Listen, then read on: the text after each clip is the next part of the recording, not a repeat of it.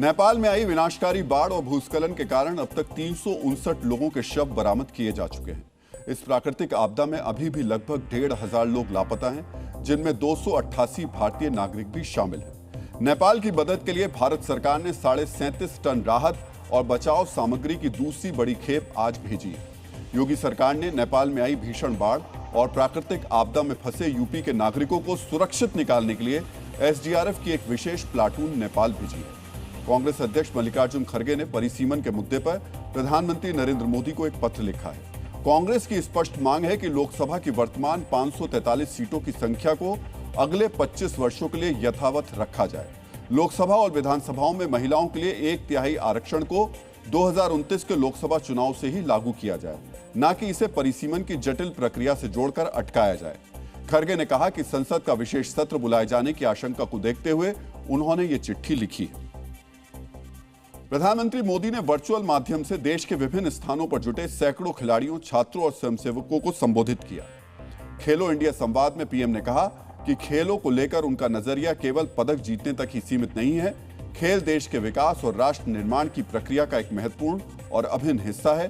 PM Modi ने जमीनी स्तर पर खेल संस्कृति को बढ़ावा देने की बात कही है। महाराष्ट्र सरकार ने ऑटो और टैक्सी चालकों के लिए मराठी भाषा की अनिवार्यता की समय सीमा 1 साल के लिए बढ़ा दी है, जिसमें गैर मराठी ड्राइवरों को राहत मिली है। मुख्यमंत्री देवेंद्र फडणवीस ने अधिक उम्र वाले चालकों को भाषा सीखने में होने वाली कठिनाई का हवाला देते हुए इस अवधि में लाइसेंस रद्द करने या कोई कार्रवाई न करने का आदेश दिया है। यह आदेश ऑटो, काली पीली टैक्सी और ओला उबर जैसे सभी कैब चालकों पर लागू होगा। एनसीएलटी के लोन सेटलमेंट ऑर्डर पर डॉक्टर सुभाष चंद्रा ने भ्रम फैलाने वालों को जवाब दिया है। उन्होंने देश के मीडिया प्लेटफॉर्म से सही तथ्य बताने की अपील की है। डॉक्टर सुभाष चंद्रा ने कहा कि 22,000 करोड़ रुपए के लोन की गारंटी की बात बिल्कुल गलत है, क्योंकि उन्होंने किसी भी लेनदार से 1 रुपए का भी लोन नहीं लिया। डॉक्टर सुभाष चंद्रा ने केवल पर्सनल गारंटी दी थी।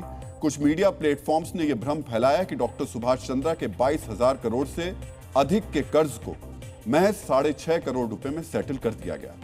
त्योहारी सीजन से पहले चीनी की बढ़ती कीमतों और कम होती सप्लाई को देखते हुए कई बड़े ऑनलाइन और ऑफलाइन रिटेल प्लेटफॉर्म्स ने इसकी बिक्री पर कैपिंग लगा दी है। क्विक कॉमर्स प्लेटफॉर्म ब्लिंकिट पर ग्राहक एक बार से अधिकतम 5 किलो चीनी ऑर्डर कर सकते हैं। ग्राहकों के लिए प्रति ट्रांजैक्शन अधिकतम 5 से 6 किलो की कैपिंग की गई है। कंपनियों ने यह कदम सरकार की ओर से बाजार में सप्लाई सुधारने के लिए बनाए गए माहौल के तहत उठाया है।